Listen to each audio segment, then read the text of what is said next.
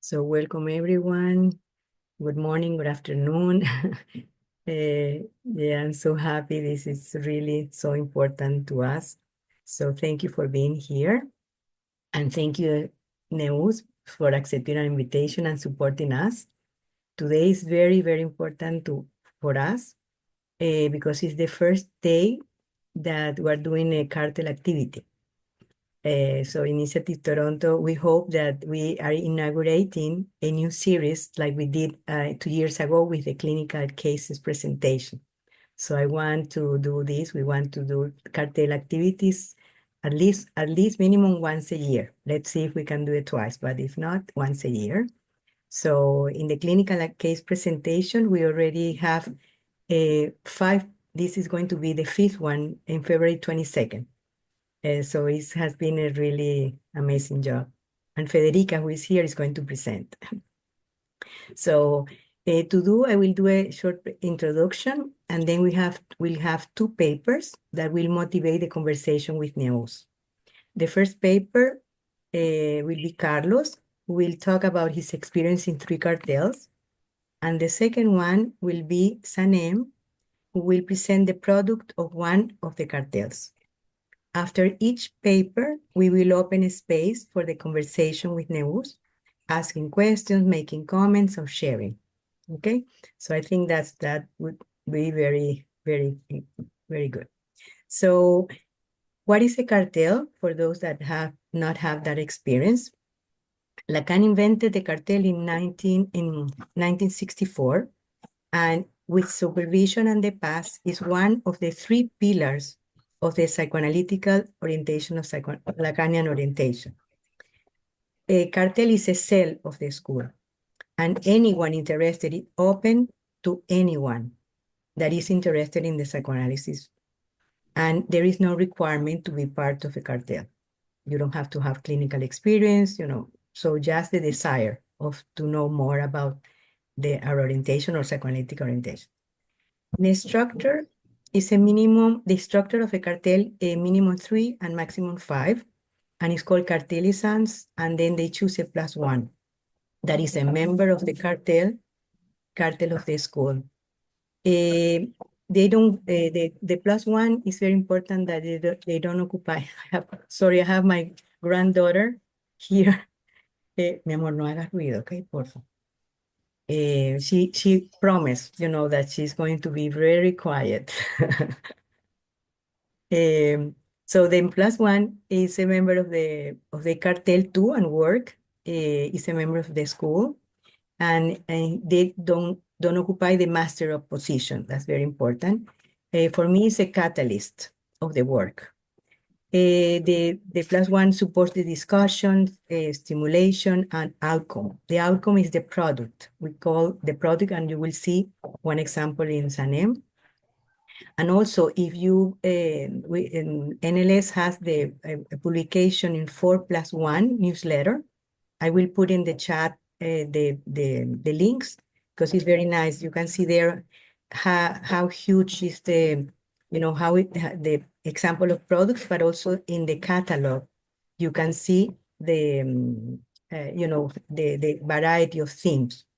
So the cartelizan, they choose one theme, and then each cartelizan choose a thread of work, a subject of the work that they want to do. And it's amazing. I just want to share one little short experience before giving Carlos the floor. My first cartel was in 1991, and we were preparing the international encounter in Frankfurt.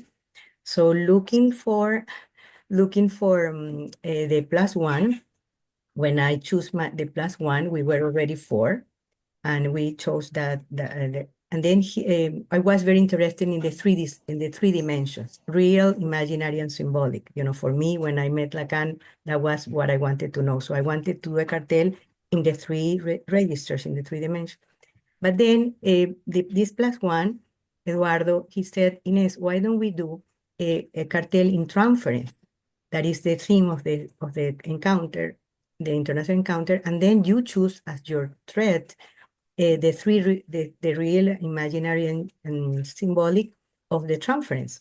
So I thought it was amazing. So I just want to give the example to show the singularity, the opportunity that we have to work in what we want to know about, what is important to us in that moment in time. And of course, through the years, for instance, my next cartel in March will be God and psychoanalysis. So, because now my issues with God. So when somebody asked me that he wanted to become an analyst, to do the formation, I created immediately a cartel. I said, okay, the school is the one, but what I can do is to create a cartel to do about formation of the analysts. And we chose Vicente Palomera as the plus one. So, the school give us, and it's amazing, this orientation. That's what I love from our orientation. And well, psychoanalysis should be that, the singularity. Each school is singular, each cartel is singular. So, and I love that Carlos, you will see or will see the great, what he's going he will transmit better than me. Okay, Carlos, you have. Oh, I didn't present Neus. Sorry, Neus. Yeah, because it's important. Our guest speaker is a member of the ELP, the NLS, and the AMP. He's the delegate of cartels of the NLS, and now he's analyst of the school one in exercise, and she lives in Barcelona, Spain. So thank you, Neus. And now, Carlos, well, he is the co-founder of Initiative Toronto. Everyone, I think, know him. He has been really, amazing, the work that we have done in Initiative. So welcome. Thank you, Carlos, to willing to share your work. And then, do you want to share the screen or? Thank you. Yes, please. If Yeah, you allow me to yeah, share the yeah, screen I'm going so to. people can read. Yeah, of course. 1 second. Let me. 1 second. This, this.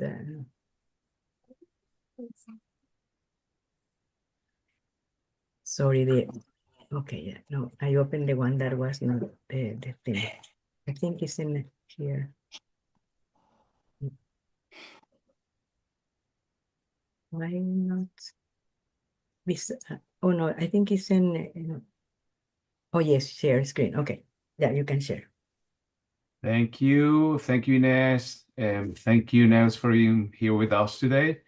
I would like to share. Can you see it? It's coming. Yeah. Yes. Okay. I want to share my experience along three cartels. So, the name of this brief intervention is homosexuality. Following Lacan's principle, the serious thing is the serious. I want to talk about my experience along three cartels. I deliberately participated in these cartels to work on the theme of my doctoral dissertation, to have a space to control my position, and to find my voice and what I wanted to say regarding my research subject. It all started when I got stuck, and really stuck, answering a seemingly simple question: what is sexuality? In the first cartel, Sexualité et Sexuation, I grasped the logic of sexuation and I distinguished between modalities of jouissance. In the second cartel, LGBTQ plus identities and sexuation, I explored different elements constituting the gay identity and understood how this, like any identity, corresponds to a series of identifications. The third cartel, Signifier and the Body, in 2022, allowed me to take the signifier homophobia and suspend it to identify that the research on this subject is disorganized and lacks any logical organizing principle. In the literature, homophobia is, for instance, reduced to a higher heart rate, substantialized as a potential personality type, or explained as the expression of social tensions between gay and straight people. In my quest for the real stake in homophobia, I was able to construct different expressions based on the Freudian structures, distinguishing between psychotic homophobia, neurotic homophobia in its two versions, obsessional and hysteric, and perverse homophobia. But more importantly, this series allowed me to see how homophobia then is a transstructural manifestation of hatred, an affect that is a vehicle of jouissance. Jouissance is the crux of homophobia, a concept about the same, which is different from the identity provided by the signifier. These jouissance correspond to the real in the other, the impossible to symbolize, always returning to the same place. In short, I was able to unveil the dark cause of racism in the case of sexual orientation. These were specific products from those cartels, but the ripple effect continued. And actually, I wrote a lot. I was just simplifying the bits for presenting something to the cartel. And I was able to finish my doctoral dissertation, The Liberation Yet to Come, Psychoanalysis and Gay Identity. I said what I wanted to say, unable to say it all about homosexuality. Thank you, Carlos. Really amazing. Yeah. And you know that that year that, well, Carlos took the time for his doctoral, no? So imagine I was missing him so much because we were, and then the group supported, but then I told Carlos, okay, you can give us also a seminar. So he gave us 2 seminars or 3 that are published in our channel, YouTube channel about his thesis. So about this process, but the cartel, yeah. So thank you. Yeah, so I don't know, Neus, if you want to comment something, please. Well, yeah, perhaps I can say a few things and then we can open the conversation to all the participants today in this event. Well, first of all, I will start saying that I thank the Initiative Toronto for this initiative, this Cartel Study Day. And thank you very much for having invited me and for giving me the opportunity to meet you all and to talk about the importance and the seriousness of cartel and the importance it has in the school. I am looking forward to the work this afternoon for me, morning for you all. Going on to Carlos' presentation, I really want to thank Carlos for this short but really what's the word that I want to say? Short but intense presentation today about what can be the use of a cartel. We'll talk today about what a cartel is and the importance it has for the school. But in Carlos' presentations, we see in act what a cartel can do for someone. And the first thing that I want to underline, and I will ask Carlos if he can say us something more about it, is something that is very important when it comes to cartels. A cartel is not a study group. Know that, we'll say it, we'll repeat it. But Carlos gives at least his experience of why a cartel, well, 3 cartels in this case, were not a study group. And the question I have is something that is in a very condensed way in your paper, but perhaps you can expand more about it, is if you can tell us something about the difference between the knowledge that is produced in a cartel and what is university knowledge. Right? So if that would be my first question, perhaps I make a few comments, and then if you want, you can answer all of them or some of them or whatever. But I think that this question is crucial. I hope that we can go back to it later on, in the discussion of this morning or this afternoon. So because it is, I can perhaps put forward one element that distinguishes the knowledge produced in a cartel and the university knowledge. But perhaps, Carlos, I'd like you to go on and to explain more about it. I think that there is something that distinguishes the two is the question of the singularity. There is something about the knowledge that a cartel produces that has to do with the singularity of the cartelizan in this case. But I'm sure we can say something more about the difference between the two kinds of savoir, would be the word more than knowledge, that is produced. So this is my first question. My second question is something that also calls my attention. It's an expression that you use and that I would like to ask you can say something more about it, is that there was a certain use of the cartel on your behalf. You say, to have a space to control my position. If you can explain a little bit more what you mean by that. I think I have a certain idea, but I don't want to, take for granted that I understand what you say there. Excuse me. Okay. Well, I have more questions, but perhaps I'll stop here so we can start the conversations and then we can move on because I see there are a lot of participants today. I know some of them. I don't know everybody, but I'm sure that there'll be other people interested in participating. But we'll start with these questions and there can be some more. Thank you, Neus. Yes, and actually, I think that the two questions are related. So I start with the second, controlling my position, precisely because I was confronted with producing something for the university, and I didn't want it to just because the program I was in, well, something I wanted to show with the production with this little paper is that there's some things that insist and come back.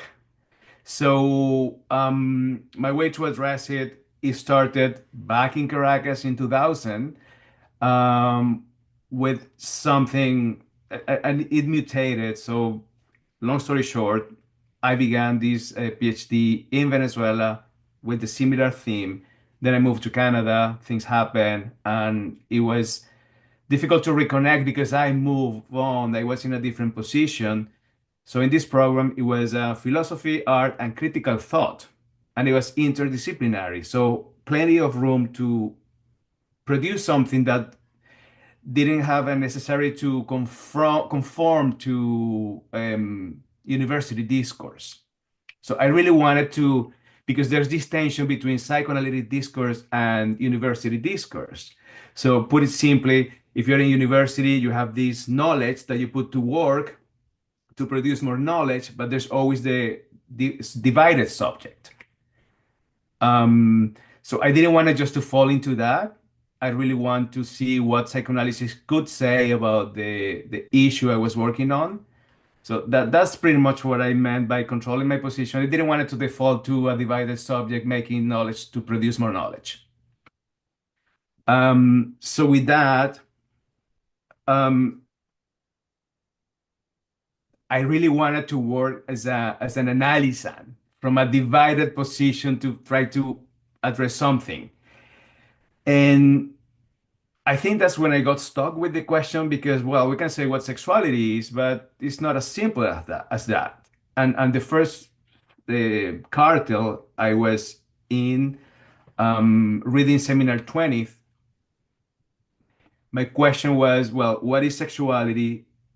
But in reading seminar 20, I was able to, let's say, understand, identify that sexuation was one of the dimensions of sexuality.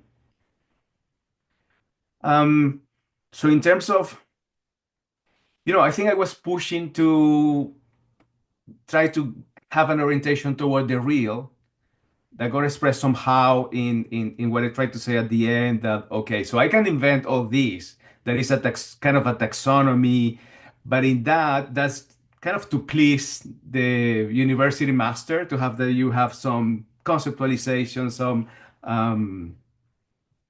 connaissance, but then is how to land to the real of your science that is pushing toward that point where you cannot say anything else.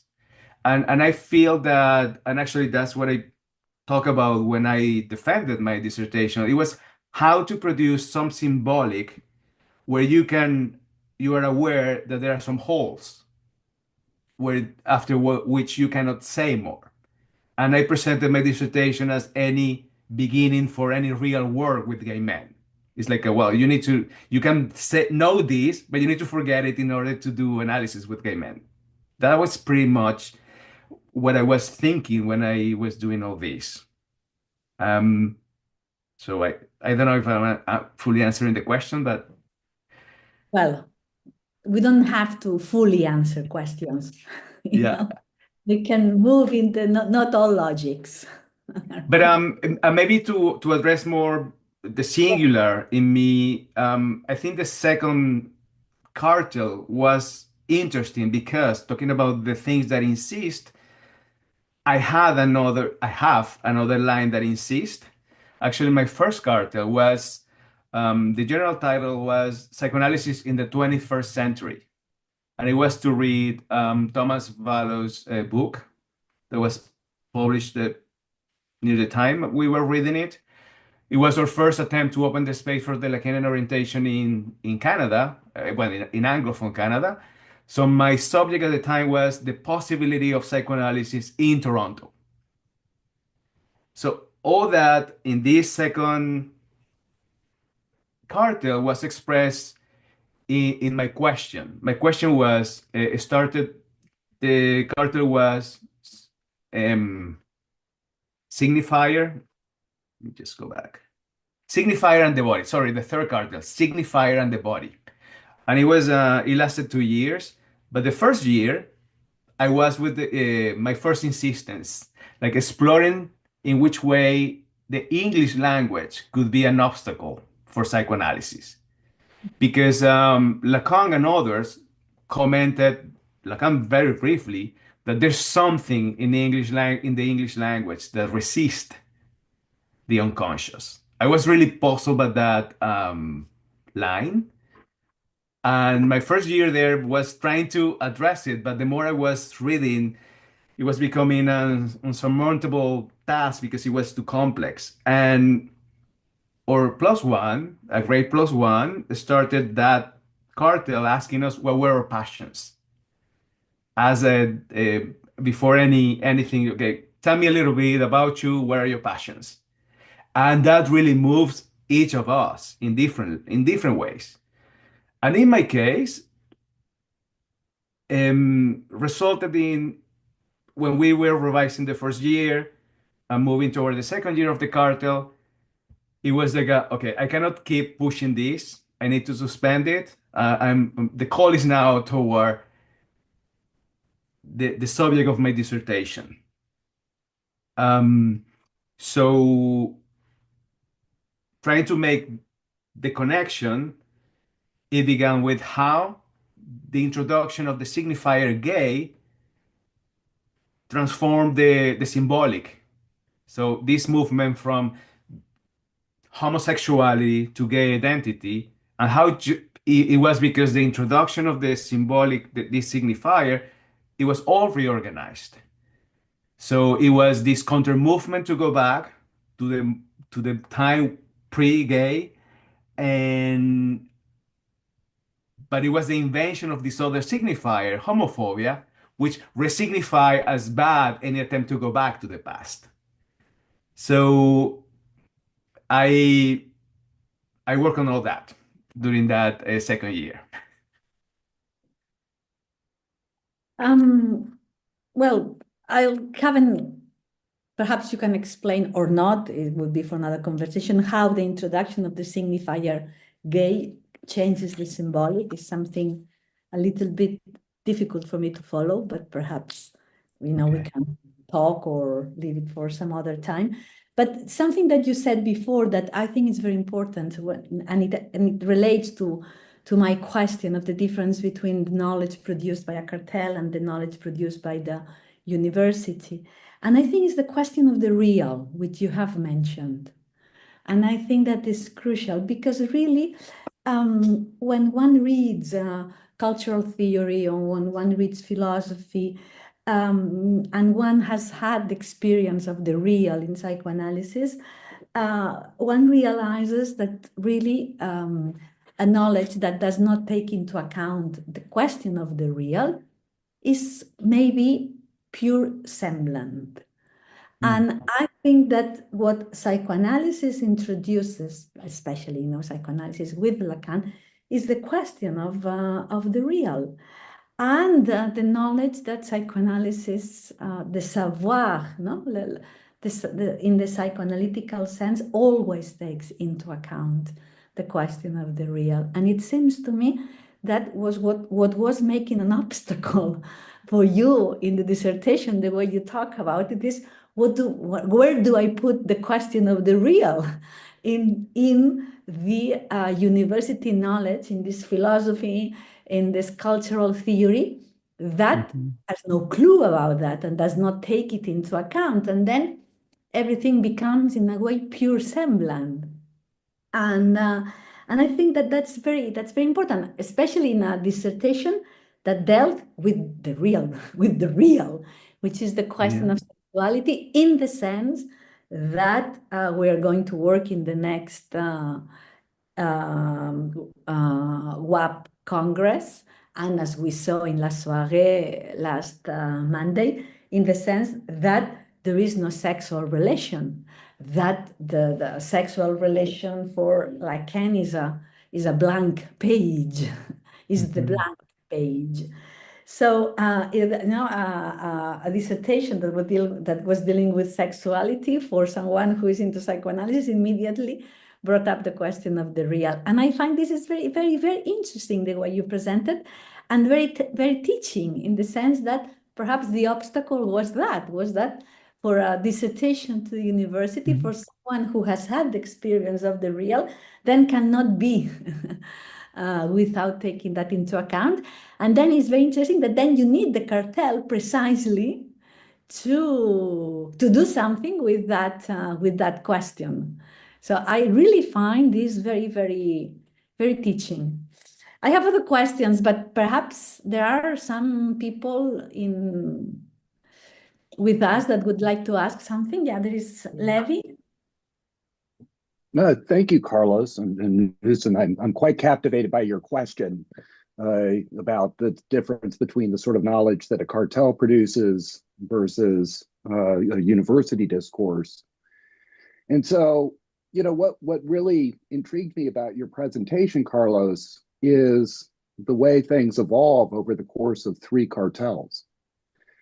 And I wonder if you might speak a little bit to your relationship with Elisams. And because, in the university discourse, the kind of research that we do, the kind of knowledge production that we do is often a very solitary activity. But, I find the encounter with our cartelizans to be incredibly generative in a way that, I don't know, Neus, maybe introduces something of the real in the sort of questions that you begin with.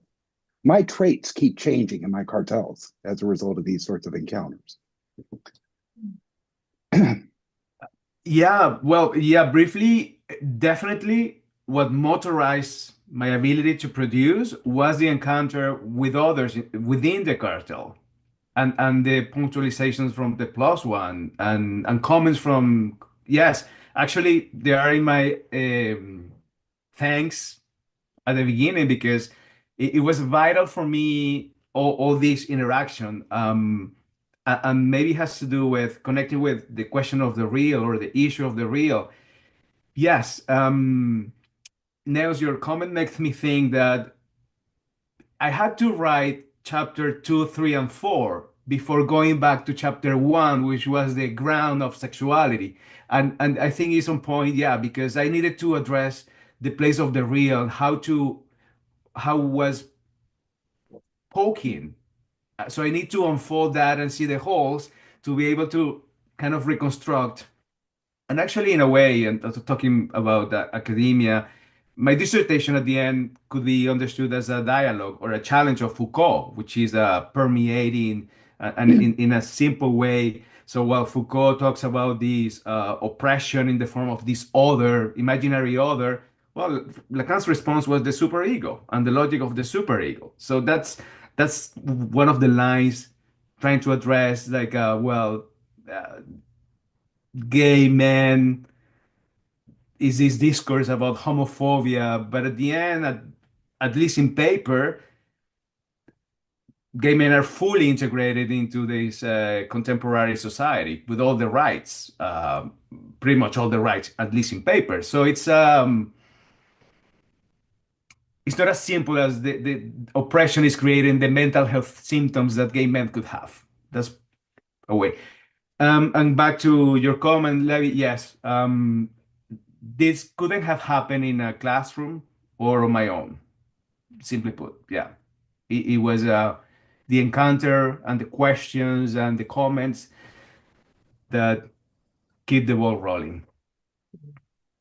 Thank you, Carlos. Yeah, let's take these two questions and then Carlos, and then because Sanem will present her paper, and then if you have another question, we can put it at the end. Okay, so Gabriela. Oh, hi. Thank you, Carlos. That was lindo. I wonder, I'm still trying to understand the difference between the group study and the cartel, and how is it that the cartel addresses the real? In what way? By posing the questions, by getting into the castration and continue walking into specifically, how is this? I would like to understand more. It's the first time actually that I know about cartels, and so I'm very intrigued. Thank you. Patricia? Yeah, the two questions. Two in one. Okay, gracias, Carlos. That was like really great. And I like the economy of the word that can be very generative. I would like to ask, since you are kind of touching on the real and this kind of accounting for the real, at least in our search, is what would give us some idea of what a cartel looks for. I want to know how your clinical experience, being an analysand or being an analyst, both, how does that weave in the experience of the cartel? Because I think that you have one leg on the university and another one in clinical practice, and I am very interested in this kind of two worlds, kind of encountering each other in one person and in a group. Okay. Thanks. In my experience, this work at a cartel and different with a group study has to do with, there's a common subject, right? Like sexuality and sexuation. And you can explore a theme or you can read the same seminar, in that case, seminar 20th. But it's really, really important that each person identifies their own subject. And that is kind of the first step toward moving toward, okay, what is the question that is moving you? What is what you want to address? And tapping more and more into this singular. And the singular, and in that singular hopefully grasping on the particular. Sorry, the particular and then the singular. So in the dynamic of the cartel, even though you're reading the same, you're working on your own question. So you are dismantle any fiction of commonality that we are all understand in seminar 20. I think that is key. Is breaking that idea that, oh, we are understanding and we agreeing that sexuation is this or that. Is each of you doing your work and you present and then others may comment or ask questions. So in that is I think the device is designed for you to be responsible for the elaboration of knowledge. So you have 5 people actively working in their own production of knowledge without assuming or hoping or feeling that we get it. It's actually the opposite of, oh, we got it. In that sense, or back to going to the second question, back in Venezuela, at some point, I was really working with the gay community, and in a way, listening and letting them to teach me about their lives. So that came, I went with that to university. So it was my way to understand and also introduce my own questions. So it's interwoven in a way, and the crucial part for me, or what have worked, has been to distinguish. So what is academic, what is clinical, what is personal, what is, and how, from that distinction, how they are knotted to each other, rather than assuming that, oh, I'm learning how gay men are, and now I can go back to the clinic telling them what to do. Or it's not about that. It's I think I need to think more about it, but in general, is about distinguishing and noting, renoting, depending on where you are. That was a nice reference to the universal, particular, and singular, the personal, the clinical, and the university. Yeah. Discourse. Interesting. Yeah. And sorry, to allow me, maybe that's why it came to me, this controlling your own position, because you can default and mixed up. So you need the other, a particular other there with their, punctuation to your, oh, okay. So you are able to keep the distinction clear. Thank If you. I have Yeah, a Neus, couple of, yeah. yes, if I have a couple of minutes, I would like to say something about Yeah. Gabriela's question, Yeah. because I think it is very important, because she asked how the cartel puts into play the question of the real, which is a very good question, and it is not an easy question, certainly. I would like to say perhaps two things. One, it has to do in a very tangential way with something that Levi said, which was, he talked about the encounter. And it's true that there is something about the savoir that is produced in psychoanalysis that always keeps something of the contingent encounter. The savoir that is produced in psychoanalysis always takes into account this element that Miller once named it as la trouvaille, trouvaille, hallazgo in Spanish, and it's a word that we find.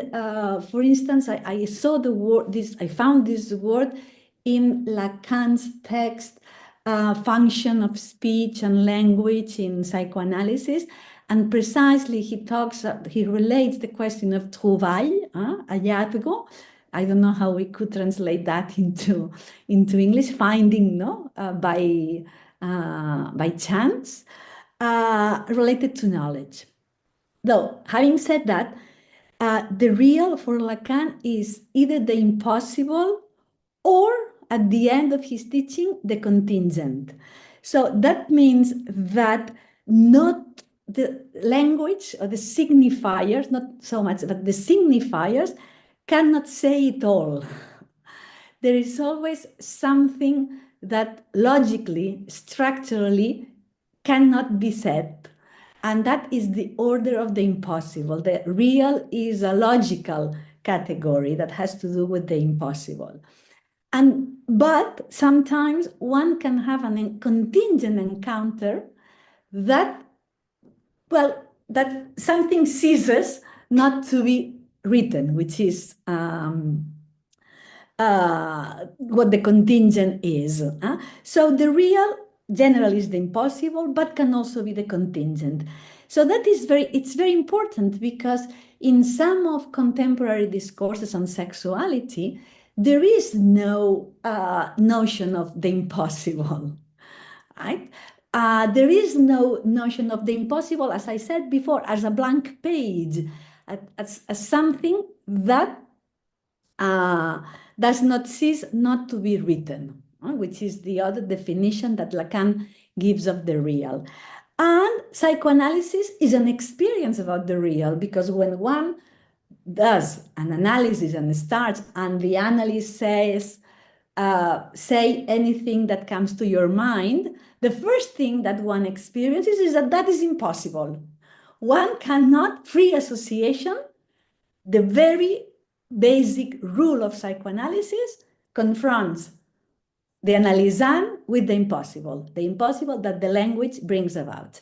And that is, finally, that impossible is there is no sexual relation. So in the production of knowledge, psychoanalytic knowledge, the real is always present. Right? So in a cartel, how, and that's, I think that the question that Gabriela put is very interesting, is a very good question, how a cartel takes that into account. Because if not, it's a study group, not different from a university class. Right? And that is not easy. I agree with Gabriela, that is not easy, and that perhaps in a cartel that doesn't happen. Right? And here is where the function of the +1 is so important. Right? And well, we can go more about it because we could have, a whole study day on the issue of the real. But I do want to underline this question that I think is very precise, very important, that has a lot to do with what Carlos presented today. And I think that, yes, I wanted to underline it. Of course, the real is not jouissance, but jouissance also brings the subject close to his or her own real, and especially in a dissertation that talks about jouissance and sexuality. That, how do we do with that? If not, we can say anything. That's why, sometimes when I read people like, I don't know, Judith Butler, for instance, or other cultural theorists, I think they can say, if you don't take the real into account, you can say anything. Anything. You just need to have a certain, mastery of language and discourse and references, and you can say anything. But if you take into account the real, then that is not possible. So I appreciate that question. Thank you, Gabriela, and thank you, Carlos, because your presentation. Thank you. Yeah, thanks. Thank you. Yeah, it's amazing. Thank you so much. This is a banquet. So now we continue with Sanem. You can want to share the screen? I do. Can I share the screen? Yeah. Wonderful. So, okay.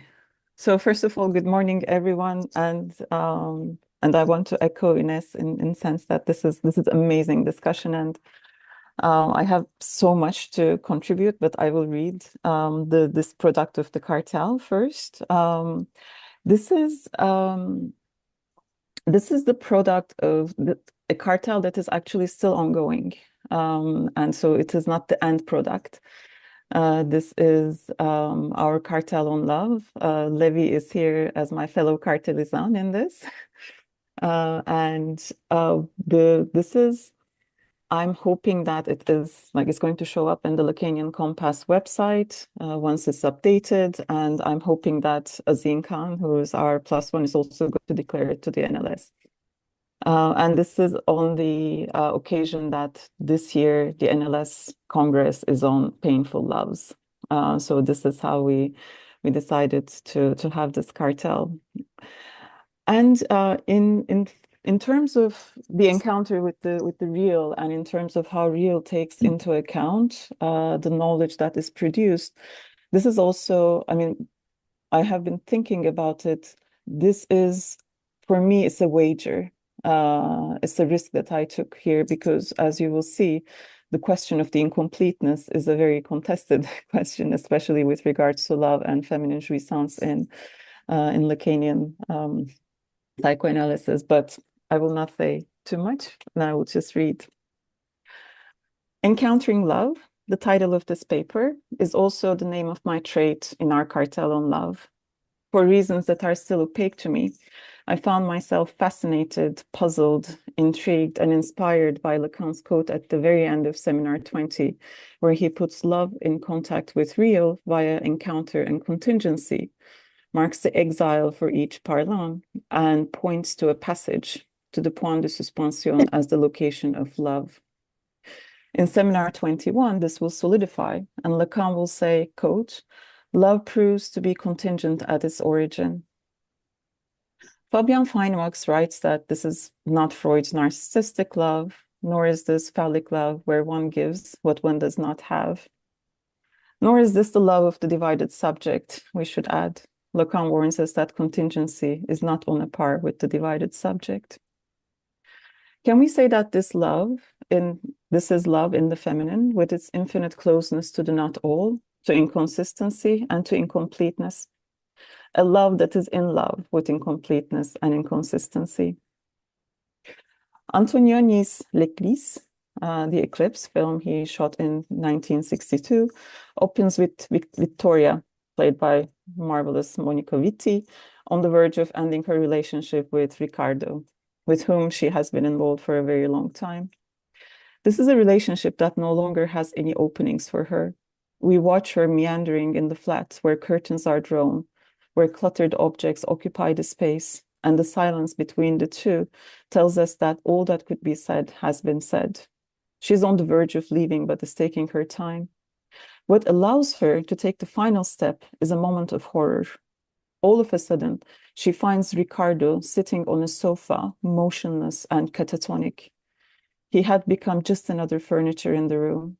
In a state of disbelief, she slowly moves away from him, only to find herself in front of a mirror looking at her reflection.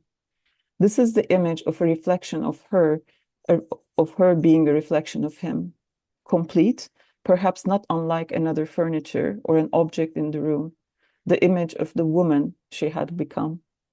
In terrifying state of shock, she rushes to the window, opens the curtains and the window, and then leaves the flat. The love that will happen to her after leaving Riccardo will be a love written with chance encounters. She falls in love with Piero, Alain Delon, who else?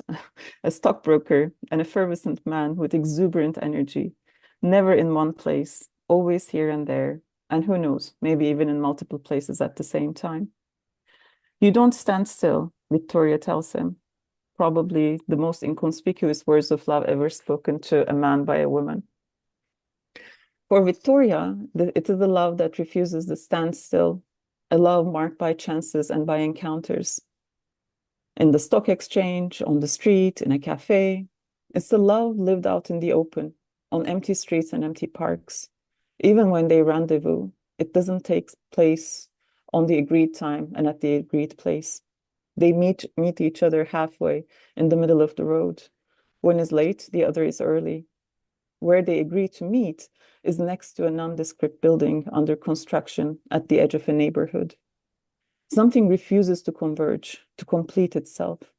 We are watching a love lived in the contingent with haphazard encounters. It is a love that refuses to not stop writing itself, to become necessity, but it also doesn't obey the fleeting momentariness of stopping not writing itself. If contingency is tied to the instant, then those instants never occur the same as the one that comes before or after. They are never in the same shape or form, and they are not repetitions of that one first instance. First doesn't exist. They come together as dots in the ellipses of the point de suspension. Pierre Nouveau says that though encounter is about the question of man and woman, it precedes the couple. The relationship between Vittoria and Piero, and in last moments of an afternoon, lived with much laughter and joy. As they are parting, they embrace each other and promise to meet the next day, the day after that day, forever, and that evening, at their usual meeting place. And yet the night falls and the promise eclipses. It was the promise of necessity, the promise of not stopping their love writing itself as a couple. The couple eclipses. Instead of the couple, perhaps we can say something else is written there. And here I go back to Pierre Nouveau, where he says that what is written by contingency is by something that has produced a mark, by something that has written itself. Perhaps love, in its closest proximity to contingency, is encountering and loving that which has written itself. Love as that which is, quote, this is from Seminar 20, from the same quotation that I talked about at the very beginning. Love as that which is inscribed in each of our destinies. Here, Lacan uses destiny in its feminine form, la destinée, which is different from le destin, where the latter would refer to a fatalistic destiny, a destiny that has already been written in the stars, the destiny of the divided subject, the destiny of one's fantasy. In its feminine form, destiny is unique to each. Florencia Shanahan calls la destinée one's singularity. Love attached to contingency is love of one's singularity and love of freedom to not stop being written as a couple. Thank you.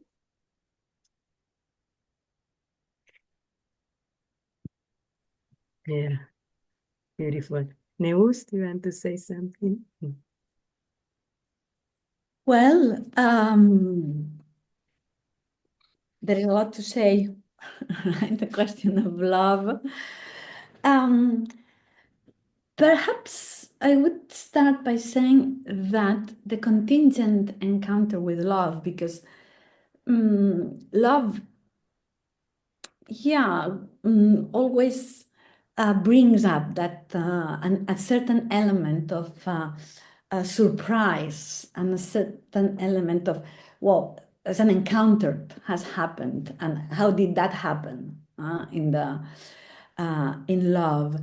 And perhaps a very simple way of understanding what is this contingent, the contingency of love, is that a contingent love encounter goes against the necessity of the symptom. Right? We find this in our practice. You know that when people talk about their love relations, they can find what is repeated.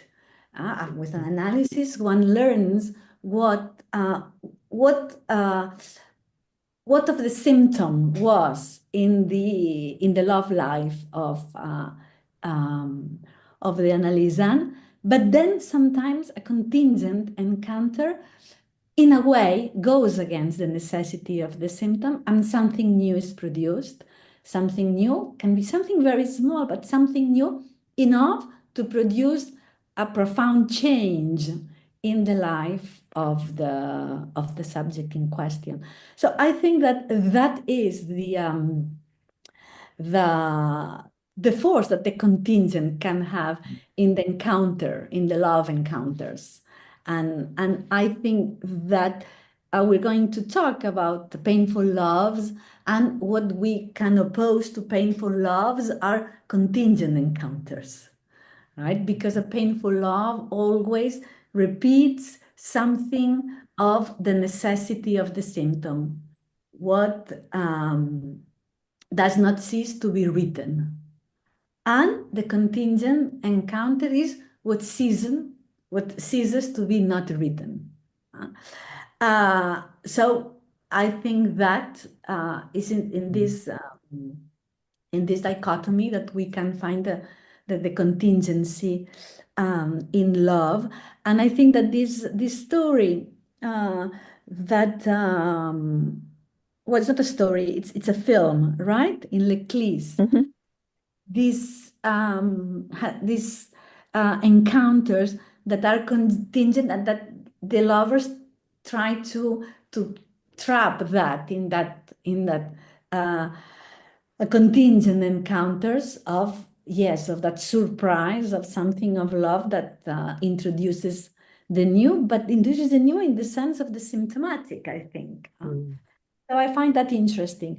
And the other thing that I wanted to say is that I find it very important that there is a site of you mentioned it. I think you mentioned it when you put Fabian. That there is always in love a part of, there is always in any kind of love relation, there is always something that is narcissistic, and how the subject loves itself through the other, which is the idea that Freud had of love that has to do with the imaginary. But there is also symbolic part of love, a symbolic idea of love, that in the first Lacan is very important. In Seminar 4 and in Seminar 6 is how Lacan defines love, which is love as something symbolic. That is very important because it tells us that love is a product of the signifier, which is to give what one doesn't have. And that love, that symbolic that the symbolic part of love is very important. In Lacan is always very important. And then there is the real part of love that has to do with the drive. And that Lacan always puts it on the female side since the text guiding remarks. When he talks about the relation of women to drive and how not the phallic position of women, not even motherhood for women can drain all that is from the drive in women. And in Seminar 20, the title itself, Encore, has to do with the drive, the real side of love. Encore is encore, encore, encore. This demand of more and more and more. And finally, that's the superego. So it's a very complex area that we could, dedicate a whole seminar on this, the real and love, right? So the drive side of love that Lacan puts in Seminar 20 in line with feminine jouissance, but careful because that is what leads women to the ravage and to the wars sometimes. So it's not like to do a certain, idealization of love as real. I think that in the best, every subject can try to have a kind of a symptomatic knot between what is imaginary, what is real, and what is symbolic in love. But a contingent encounter is, well, sometimes that puts in suspension what of the symptom repeats. But anyway, that's what some ideas that reading your presentation, very poetic as well, your presentation, and yeah, it opens up a very, very difficult, very, very difficult issue. Thank you, Sanem. Thank you so much, Neus, for the comments. This is beautiful, and also you are absolutely right. This is a very difficult issue, as you put it.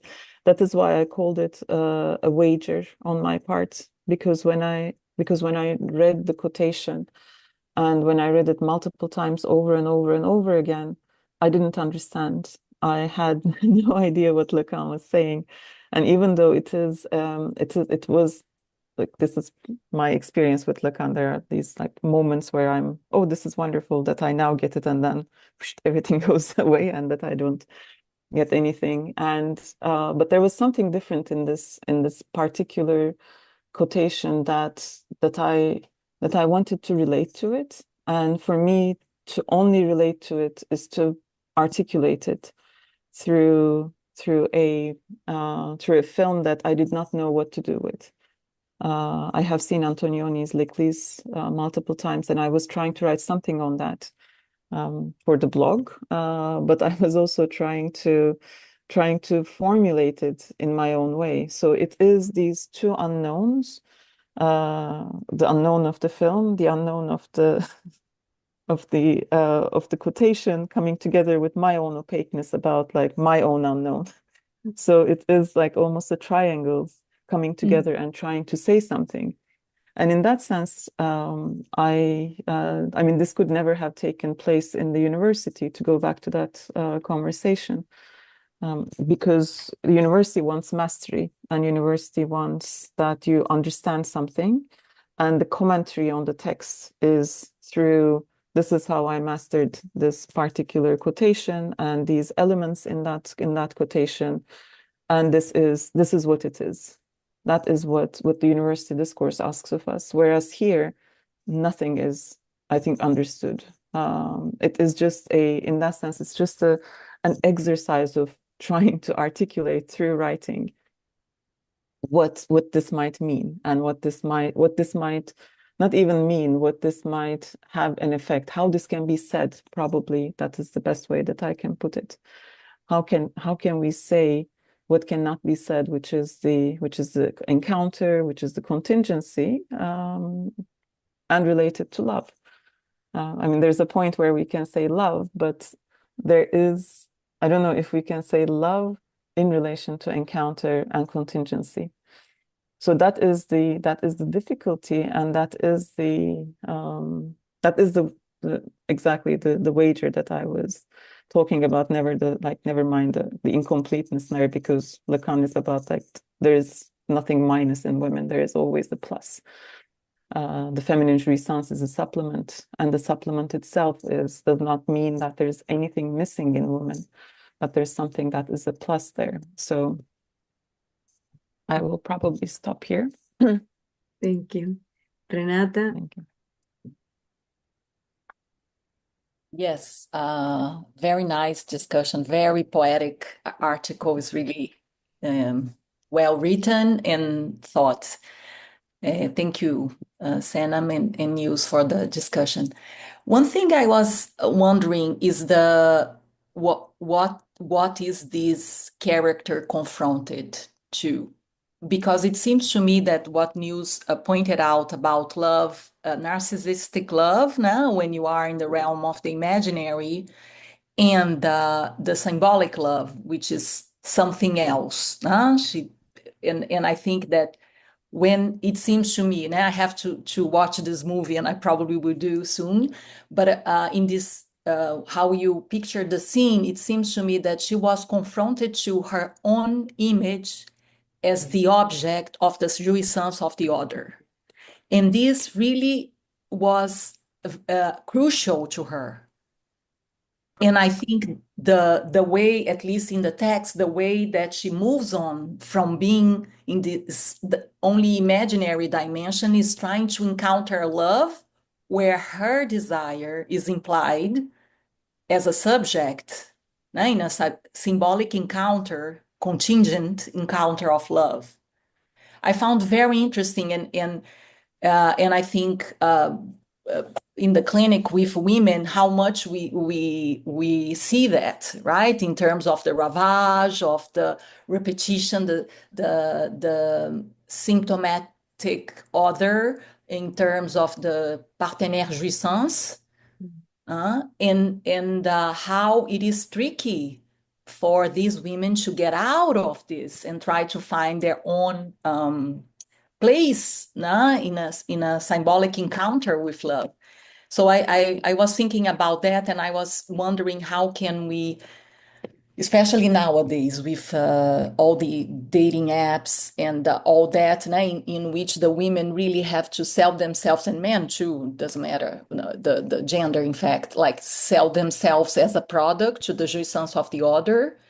And I was wondering how difficult it is in our hyper-capitalistic era to find this place where the symbolic dimension of love can be placed.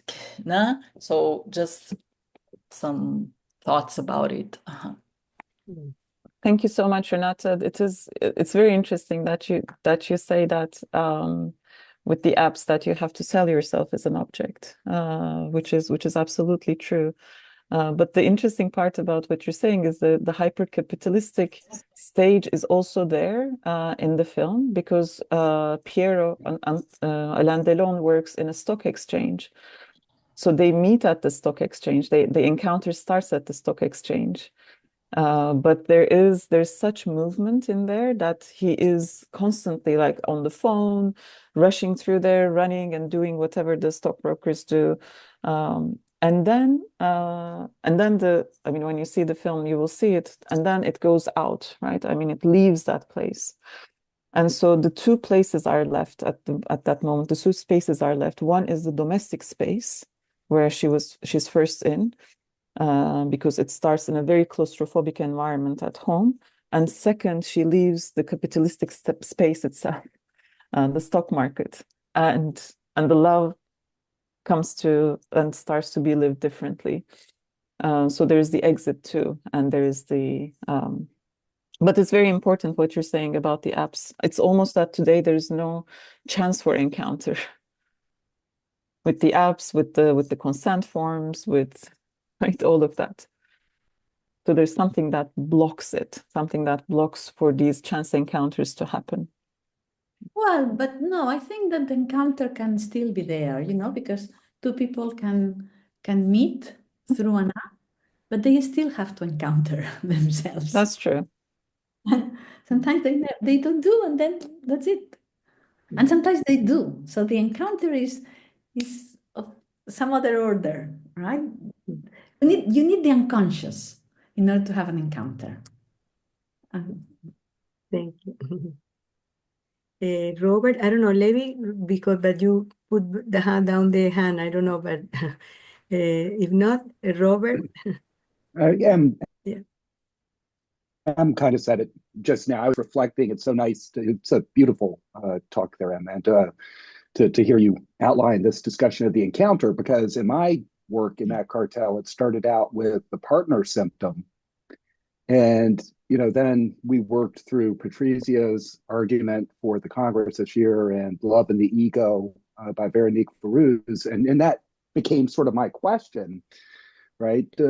What a world in which encounters are increasingly rare, right, as a result of these sorts of gadgets and these technologies. And so I think that goes back to a point that Carlos made with how these cartels work, how important it is that the traits are chosen, because they bounce off each other and themselves create, a movement that takes place. That wouldn't be like if you were just sitting down all together reading Seminar 7 or something to figure out this is what it means as a reading group. Absolutely. And then that morphed into the cartel on capitalism. Yeah, thank you for saying that, because even if you, for instance, when in the pandemic 2020, that London Society created those, the seminar for the first time, and it was amazing that I was in a cartel about seminar 17. That was the one that we were reading. So, but it was so amazing. It was my first time like reading something, everyone, no, about like a seminar. But the thread that you said is so important for each person because it was unique, singular to each. And that's what I love from the cartel, that the products, and thank you for saying, because you are in the same cartel, but, like, it's like something happens between the threads, and even our thread can be changed, as you said, through the cartel. And then at the end, your production can be like half a page or 1 page. It doesn't have to do like dissertation, and can be just a new question, but it's something new, something that moves you. And then you permute, and then you do another cartel, and then sometimes you continue, or, like it's really amazing. So here we can see this uniqueness, no? So thank you, Robert. Yes, hi. Thank you for both presentations today. Sanem, I have a question. I haven't seen the eclipse, l'Éclipse, in quite some time, but if I remember, the film ends with shots of architecture and without the couple. So it is the camera that encounters, as much as it can at a filmic level, the materiality of the film, a nothing. It's the camera just with itself. I just wonder if you could comment on that, having recently seen the film, as to what your very thoroughly laying out very lucidly about encounter and contingency, both in terms of the narrative and then how a film, a work of art, can contend with that. Thank you so much, Robert. This is a beautiful, amazing question. You are absolutely right. At the end of the film, it is camera. It's the encounter of the camera. And that's where I said the couple eclipses, because the couple, it doesn't form. The couple does not exist at the end of the film, because it is tied to the promise. And we do see, as you are saying, we do see the where they used to meet, the street where she lives, some people just like getting on buses on that street. And but when I think about, I mean, what I do, what's very, very interesting in that is the relationship of art to the encounter, right? Because there Antonioni is refusing to give an answer. It is refusing to follow, he's refusing to follow up the film, and he is leaving us with a sense of empty. And I don't want to use the word emptiness. I am going to use the word void, with a sense of the void that is there. And for me, what is most interesting in the film is always to this point where the if you remember, and this is the case, that they always meet in next to a building that is still under construction. Mm-hmm. When there's a part where she leaves Piero's house, and we still see the stairs under construction. So there's always something that is missing. There's always something that refuses to complete itself. So for me, that was my wager in terms of there's a push towards decompletion in that. There is, and I think art is a push towards that decompletion. In the work of art, when does a work of art end? When does a film precisely end? I don't think that this film ends. I think this film opens up something and leaves it there. And I'm not sure if this is an end in itself. So the art, what it does here is to rather close it off and rather leave us in the realm of the all and the whole. It is leaving us on the street, in the void, no couple. And we honestly, we don't know what to do with that, because it lasts for about like 10 or 15 minutes, that final scene, after they part, and we keep on just seeing exactly the camera encountering the void.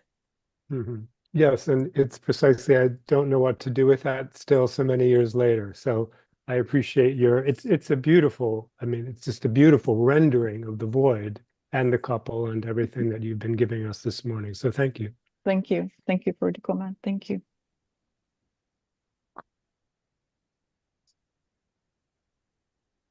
Carlos, I think you have a question. Yeah, thanks. It's in line with the previous question, and I think you already said something, but I would like to push it a little bit more, because at some point it sounds like they have found the perfect formula. So these encounters. So okay, so we are going to encounter, and so this question about whether it continues or not, or yeah, maybe my curiosity is, well, what doesn't work there? Because in the first approach is that, oh, now it's a couple that is going to work encountering, but what is the downside? Is failing better? I think coming from is failing better, but where is the failing here? The couple. I think it's the couple that fails. It's beautiful what you're asking, because the couple does not happen. That is for me the interesting part of the story. I mean, when they so in that afternoon that I talked about, they are there. It's an afternoon spent in love. They're playful, they're joyful, and then in a moment of anxiety, they say, we have to meet, and like, when are we going to meet next? And so that's when the promise comes. like we're going to meet the next day, and then the day after, the day after, the day after. And what Antonioni does there also with the cinematography is very interesting. I didn't put it there in the text. Monica Vitti, she wears a necklace, and the necklace is chained. So when she was in the flat, the chain was off, that necklace. She puts it on right after the promise. And she goes out of the building, and all of a sudden we see her almost as if looking through a prison. She's almost looking through a prison cell. So she's not there in the open, and she doesn't know what to do with that.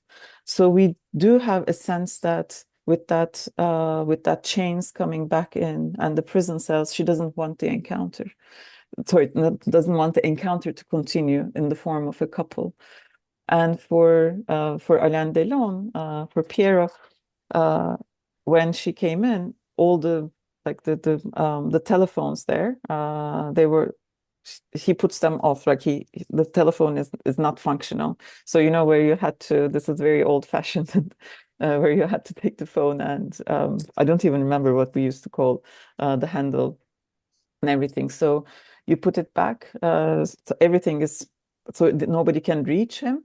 But then she goes and all of these start closing in on themselves, which means that like what is open is closed. What the chain was not there, and now the chain is still there. So that moment of encounter, maybe that is the thing that eventually fails, and maybe that moment of encounter is doomed to fail. Because it cannot right itself. Maybe this is the thing, and the couple definitely never happens. If it turns into a coupledom, then we're talking about a different relationship. But the encounter, maybe we can say that the encounter is doomed to fail.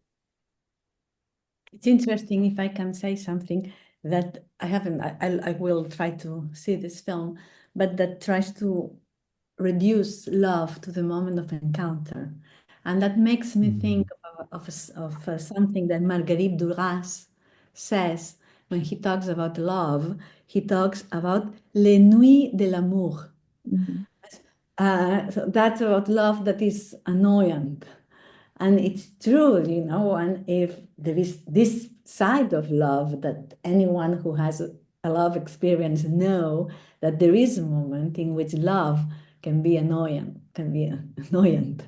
right? And the film precisely tries to empty love of that. And if you empty love of that, then you just have the moment of the encounter and then reduce love to that, which is it's very interesting, because it's the difficulty of love. Exactly. One decides to love, one has to, as Marguerite Duras says, to stand les nuits de l'amour.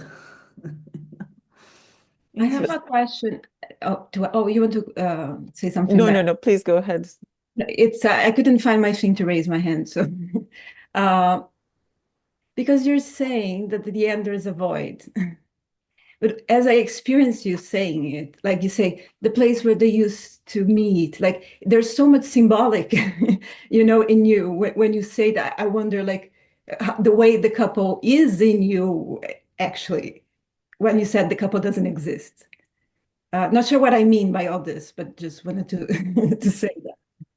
The couple eclipses. It's not that the so couple does not exist. It was hard to get eclipses at some level, but in other, like, it feels so present on that void. But that is thank you, Tatiana. This is a beautiful question, because this is partially the void itself. That's why I said it's not emptiness as such, because there is still the scene, there is still you still get a glimpse of something, but maybe that what you get a glimpse of again is not complete. It's inconsistent, right? I mean, the camera is 1 minute it's here, 1 minute it's there, 1 minute it's there. So we don't see all of we don't see the scene as a whole. We do get parts of it. So there is something that again, like, does not complete itself, is what I can say. And in relation to Neus, thank you so much. La Nuit de l'amour, definitely the boring part is she doesn't want to be bored anymore. She was already bored with her long-term partner. She was, and there were parts where, for instance, she was playing with an empty frame, right? She's yearning for that openness, for that what does, like, something that has to change, some kind of like space needs to open, whereas it wasn't opening. So yes, there is the boring part of love and of being a couple, I would say.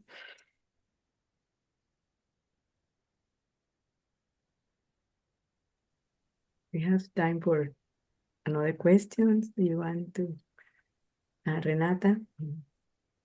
Yes, one thing that really, how can I say, raised my curiosity about love, and I even wrote an article about that, trying to grasp something. It is friendship in romantic relationships. Mhm. And I find fascinating how some couples, and there are examples of very famous couples that can be friends after all, and what inspired them. Like it's something that really triggers me. And I wonder for women, especially, taking into account the question of the void, Marie-Hélène Bruge's book also about, this feminine that it doesn't want to be captured by being named by the other, so I wonder how a couple can become friends. That's a question that I have, because especially for women, it's, I don't know. And I think there are some questions related to I think new contemporary movies too that might show some obstacles to that. For instance, I don't know if you guys, it's the exactly opposite side of the eclipse, as I understand, like the way Sanem is describing, but the substance, right? The role of Demi Moore, and how she cannot meet the guy, like she can't. She's so how can I say, captured by her own image that she can't. This contingent encounter cannot occur for her, and she's very lonely, extremely solitary experience she has. So I don't know. I think it's a question. I think it is, and I think it's a beautiful question. I mean, and I don't have an answer, Renata. I really don't. Yeah. Yeah. If Florencia, would you like to make your question? It's very interesting. Mhm. Yeah, can you read it? I wrote it. Yeah. I know. But Sorry, I'm sorry that I can't be visible with the camera. But I was actually working on Miller's partner symptom, and I can't help being touched and affected by the presentations and the questions in relation to this. So I was saying that I was interested in what Sanem was presenting because it seemed to me that it showed how to stop not writing itself, which Neus was very precise about with regards to something that is difficult with regards to the notion of the real as impossible and as contingent in different moments in Lacan. So to stop not writing itself is not equivalent to writing itself. It's not that because something stops writing itself, that it writes itself as if the relation could be written. And I just wanted to thank you for how the movie that you brought, Sanem, allowed us to to learn something about this non-equivalence. And also I was making a completely different point there about when you were saying the couple eclipses. It's very interesting because couple and partner are not exchangeable. And the theory, I mean, one of the most brilliant things that Jacques-Alain Miller has given us in his elucidation of Lacan's work is his theory of couples and the demonstration that somehow the partner is always misplaced by the speaking subject. And we come to learn this in analysis, that but this is more a language thing, that sometimes couple and partner are used as if they were exchangeable. And I think something of your work in the cartel allowed me to think about how they are not. So thank you. Thank you, Florencia. Thank you. Thank you so much, Florencia. Yeah. Yes, first of all, you're absolutely right. In the first point, to stop not writing itself is not equivalent to writing itself, because nothing is resolved when something does not stop not writing itself. Or like the contingency cannot be resolved. The contingency is the contingency. There is a fundamental indeterminacy there that keeps continuing in a way, in a paradoxical way. And yes, I completely agree with you that the couple and the partner are not the same thing. Couple is the couple. It comes with the promise, whereas I don't think there's any promise in the partner, and all in its being completely in its being misplaced, always here and there. Thank you so much for the comment. Thank you.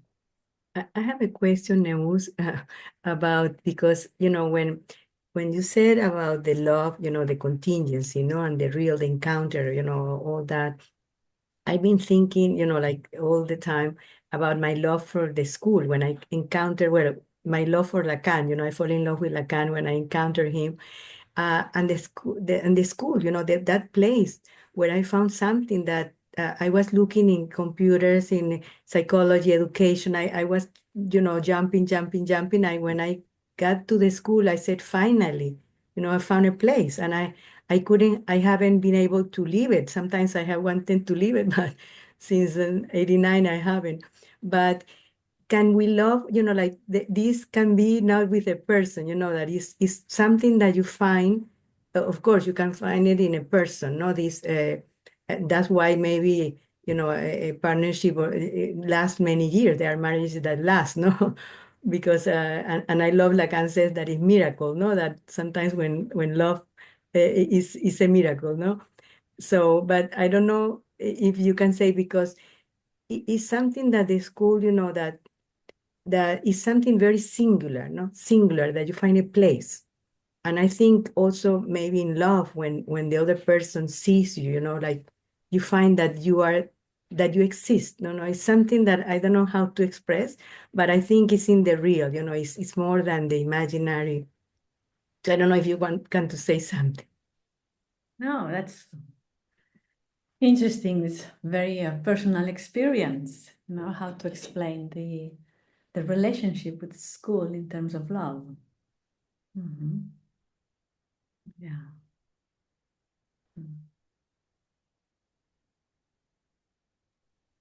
It touches me. Yeah.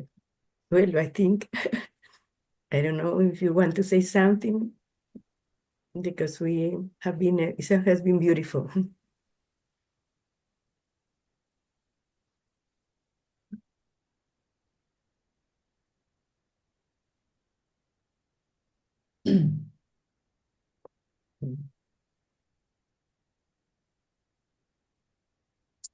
Well, I think that we can end here. Thank you so much. Neus has been really amazing. Well, I had that since the beginning, the question about as analyst of the school, no? In the the cartels, what has been in your experience, for yourself, if that, yeah, because the cartel is something very unique, very, that also can allow you to jump, no? To do some jumps in your own analysis, no? Or in your life. So I don't know if you can say just a little bit, or maybe want to end here. Well, perhaps only in general terms to say that the past and the cartel are the two pillars of the school, and that they give another logic of a social bond. I think that we can think of the cartel also as a very particular social bond, because it goes as in the fragments that you underline, Ines, that are part of what we find in the NLS, both in the ICLO and in the Lacanian compass. We see that a cartel invents a new modality of work, but moreover invents a new kind of bond, a new kind of link. And if it's a pillar of the school, it's because of that. And I think that some of the elements that have appeared today, the question of the one and the question of the singularity, is precisely because of that. It is a cartel. It is a group of people that meet to work, to reinvent knowledge, and that they can do that with their own singularity. And we've seen it today with two very precise examples where someone puts to work one's own question that has to do with one's own singularity, but doesn't do that in solitude. One does that in company of others. So a cartel is a social, it's almost a bond that allows the singularity to be put at work in the company of others. And it's the plus one that has to assure that. So it's really putting into act the logic of the one by one. One by one, but in the best of version of the one by one. And that goes against individualism, but it goes against the group effects. Right? And it's an incredible invention. And I think that we can think that if it's a pillar of the school, is because Lacan wanted the school to be like that. And in that sense, the cartel is an experience of the school as subject. And then we have the AS, and the AS should have the function of the plus one in the school. It should be the one that agitates, It's an agent provocateur. It's someone that agitates the school to precisely be able to produce the effect of the school as subject. So I think that Lacan, because he had learned a lot about the IPA, and he realized by being in the IPA that the IPA had gone against the Freudian experience, and that he wanted a school that was not only about studying psychoanalysis, but was a school that was founded on the very principles of psychoanalysis, in a new kind of love, as taking something that Ines has said, what a new kind of love in the school, and a new kind of bond. And in the cartel, we see it in a very small portion what the school is. This new bond that goes against the effects of identification, it goes against the effects of segregation, it goes against the effects of infatuation, against the effect of the leader, against the effects of inhibition because of the ideal of knowledge. And this is what Lacan wanted for his school. So, so yes, there is both in the cartel and in the AS, there is they're very important because they are the responsible for maintaining alive the experience of a school of psychoanalysis that is worthy of that name. So I think that this is what I would say. So it's these encounters like the one today are very, very important. And I must add, very enlivening because of these wonderful papers and these wonderful questions that you've presented today. So thank you for Thank you. allowing me to be here with you today. No, and thank you for accepting the invitation. Thank you. So this is a start of many other encounters. Sure. Thank Sure. you. Thank you so everyone. much. Thank you. Thank you. Thank you, I Neus. just put Thank Thank you, you so Neus. Thank you, much. Carlos. I and put the all the links that I questions. offered at the Thank you, beginning. I everybody. forgot. So there is the link of the cartels. Go to Analyst and then you will find everything. Yeah. Okay. Thank Thank you. you. Thank Thank you you. so much, Neus. Thank you. Bye. Bye-bye. Thank you. Thank you all for the questions. Yeah.